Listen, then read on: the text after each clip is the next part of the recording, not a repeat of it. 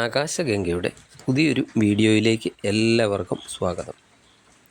2025 May മാസം മകരക്കൂറിൽ വരുന്ന ഉത്രാടത്തിൻ്റെ അവസാനത്തെ മുക്കാൽ ഭാഗം, തിരുവോണം, അവിട്ടത്തിൻ്റെ ആദ്യ പകുതി ഭാഗം വരുന്ന നക്ഷത്രക്കാർക്ക് എന്തൊക്കെ ഗുണദോഷ ഫലങ്ങളാണ് മെയ് മാസത്തിൽ ഉണ്ടാകുന്നത് എന്ന് നോക്കാം. മകരക്കൂറുകാരെ സംബന്ധിച്ചിടത്തോളം കഴിഞ്ഞ 7.5 വർഷക്കാലമായി ഏഴരശനിയുടെ ദുരിതങ്ങളൊക്കെ അനുഭവിച്ചു വരികയായിരുന്നു. കഴിഞ്ഞ മാസം കൊണ്ട് ആ ദുരിതങ്ങളൊക്കെ തീർന്നു. അതിൻ്റെ ഗുണഫലങ്ങളൊക്കെ ലഭിക്കാൻ തുടങ്ങിയിട്ടുണ്ടാകും നിങ്ങൾക്ക്. ഇപ്പോൾ വ്യാഴവും മകരക്കൂറുകാർക്ക് അനുകൂലമായിട്ടാണ് നിൽക്കുന്നത്. എന്നാൽ ആ വ്യാഴം മെയ് 14-ാം തീയതി 6-ാം ഭാവത്തിലേക്കാണ് രാശി മാറുന്നത്. അത് നിങ്ങൾക്ക് അത്ര ഒരു ഗുണകരമായിരിക്കില്ല. ഭാഗ്യസ്ഥാനത്താണ് കേതു ഇപ്പോൾ നിൽക്കുന്നത്. ആ കേതുവും രാഹുവും ഒക്കെ മെയ് മാസത്തിൽ രാശി മാറുന്നുണ്ട്. മെയ് മാസത്തിലെ നിലവിലുള്ള ഗ്രഹങ്ങളുടെ സ്ഥിതിയൊക്കെ അനുസരിച്ച് എന്തൊക്കെ ഫലങ്ങളാണ് നിങ്ങൾക്കുണ്ടാകുക എന്നതിനെപ്പറ്റിയാണ് ഈ വീഡിയോയിലൂടെ പറയാൻ പോകുന്നത്. നിങ്ങൾക്ക് ഇപ്പോൾ നടക്കുന്ന ദശാകാലം, അപഹാരകാലം എന്നിവയുടെയൊക്കെ അടിസ്ഥാനത്തിൽ ഈ ഫലങ്ങൾക്കൊക്കെ ഏറ്റക്കുറച്ചിലുകളൊക്കെ ഉണ്ടാകാം. അനുകൂല ഭാവത്തിലൊക്കെ നിൽക്കുന്ന ഗ്രഹങ്ങളുടെ ദശയും അപഹാരവുമൊക്കെയാണ് നിങ്ങൾക്ക് ഇപ്പോൾ നടക്കുന്നതെങ്കിൽ ഗുണഫലങ്ങളൊക്കെ കൂടിയിരിക്കും. ഇനി പ്രതികൂല ഭാവങ്ങളുടെ ദശയും അപഹാരവും ഒക്കെ നടക്കുന്നവർക്കാണെങ്കിൽ ആ ഗ്രഹങ്ങൾക്കൊക്കെ വേണ്ട ദോഷപരിഹാരങ്ങളൊക്കെ ചെയ്താൽ ദോഷഫലങ്ങൾ ഒക്കെ കുറയുന്നതും ആണ്. മെയ് മാസഫലത്തിൽ ആദ്യം തൊഴിൽ എങ്ങനെ പോകും എന്ന് നോക്കാം. തൊഴിൽപരമായിട്ടൊക്കെ വളരെയധികം ഗുണകരമായ മാസമാണ് മെയ് മാസം. നിങ്ങൾക്ക് തൊഴിലിലൊക്കെ കൂടുതൽ എനർജറ്റിക്കായിട്ടൊക്കെ വർക്ക് ചെയ്യാനൊക്കെ സാധിക്കുന്നതാണ്. അതുപോലെ തൊഴിൽ സ്ഥലങ്ങളിലൊക്കെ നിങ്ങളുടെ കൂടെയൊക്കെ ജോലി ചെയ്യുന്നവരുടെ എല്ലാവിധ സപ്പോർട്ടും നിങ്ങൾക്ക് ലഭിക്കുന്നതാണ്. നിങ്ങളുടെ തൊഴിലിലൊക്കെ അവർ നിങ്ങളെ പല വഴികളിലൂടെയൊക്കെ സഹായിക്കുന്നതുമാണ്. നിങ്ങളുടെ തൊഴിലിനോടുള്ള ആത്മാർത്ഥത ഒക്കെ വർദ്ധിക്കുന്നതാണ്. നിങ്ങളുടെ പെർഫോമൻസിൻ്റെയൊക്കെ അടിസ്ഥാനത്തിൽ പുതിയ ചുമതലകളൊക്കെ നിങ്ങൾക്ക് ലഭിക്കുന്നതാണ്. അതുപോലെ തൊഴിലിലുള്ള നിങ്ങളുടെ ഉത്തരവാദിത്തങ്ങളൊക്കെ വർദ്ധിക്കുന്നതാണ്. നിങ്ങൾക്ക് സ്ഥാനക്കയറ്റം ലഭിക്കാം. അനുകൂല സ്ഥലങ്ങളിലേക്കൊക്കെ സ്ഥലം മാറ്റമൊക്കെ പ്രതീക്ഷിച്ചിരിക്കുന്നവരാണെങ്കിൽ ആ സ്ഥലം മാറ്റത്തിനൊക്കെ സാധ്യതയുണ്ട്. അതുപോലെ നിങ്ങളുടെ തൊഴിലിലെ വേതന വർധനവൊക്കെ ഉണ്ടാകുന്നതുമാണ്. തൊഴിൽ സംബന്ധമായിട്ട് ധാരാളം യാത്രകളൊക്കെ ഈ സമയത്ത് നിങ്ങൾക്കുണ്ടാകുന്നതുമാണ്. നിലവിൽ തൊഴിൽ സ്ഥലങ്ങളിൽ എന്തെങ്കിലുമൊക്കെ പ്രശ്നത്തിൽപ്പെട്ടൊക്കെ കിടക്കുന്നവരാണെങ്കിൽ ആ പ്രശ്നങ്ങൾക്കൊക്കെ പരിഹാരമൊക്കെ ഉണ്ടാകുന്നതാണ്. അതിൽ നിന്ന് രക്ഷപ്പെടാനുള്ള അവസരങ്ങളൊക്കെ നിങ്ങളുടെ മുന്നിൽ വന്നു ചേരുന്നതാണ്.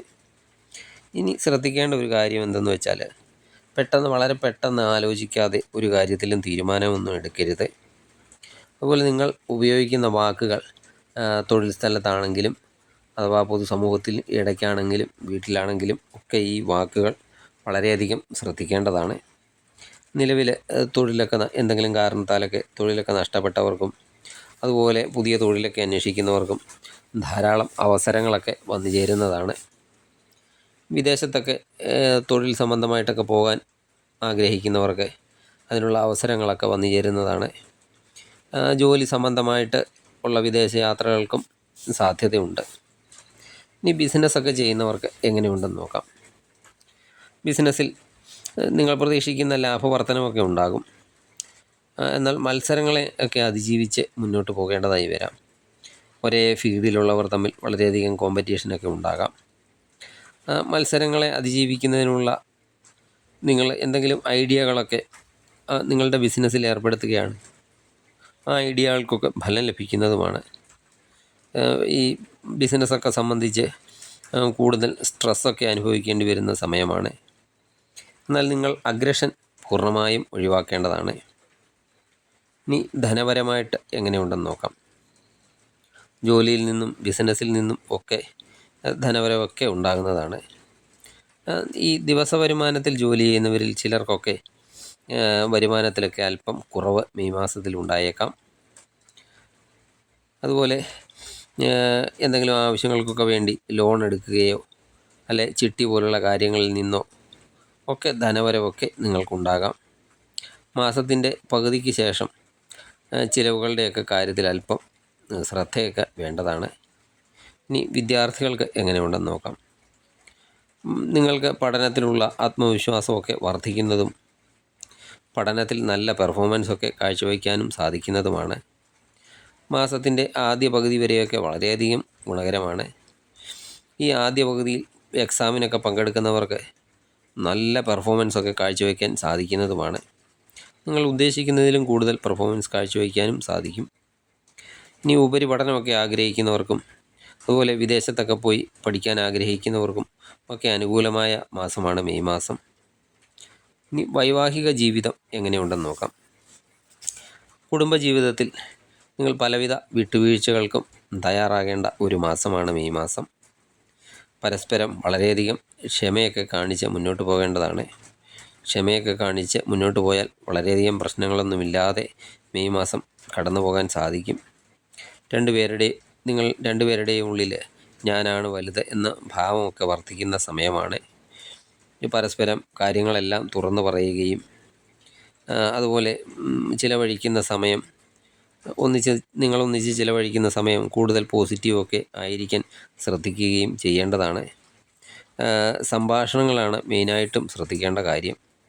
മറ്റുള്ളവരുടെയൊക്കെ പ്രശ്നങ്ങൾ നിങ്ങളുടെ കുടുംബത്തിലേക്ക് വലിച്ചിഴച്ച് അതുവഴിയൊക്കെ പ്രശ്നങ്ങൾ ഉണ്ടാകാൻ ശ്രമിക്കരുത്. കുടുംബ ബഡ്ജറ്റും കൈകാര്യം ചെയ്യുമ്പോൾ വളരെയധികം ശ്രദ്ധിക്കേണ്ടതാണ്. ഇനി ലവ് റിലേഷൻ എങ്ങനെയുണ്ടെന്ന് നോക്കാം. മാസത്തിൻ്റെ ആദ്യ ഭാഗങ്ങളിൽ നിങ്ങൾക്ക് വളരെയധികം അനുകൂലമായ സമയമാണ്. റൊമാൻസൊക്കെ വർദ്ധിക്കുന്നതാണ്. എന്നാൽ അവസാന പകുതി അല്പം ശ്രദ്ധിക്കണം.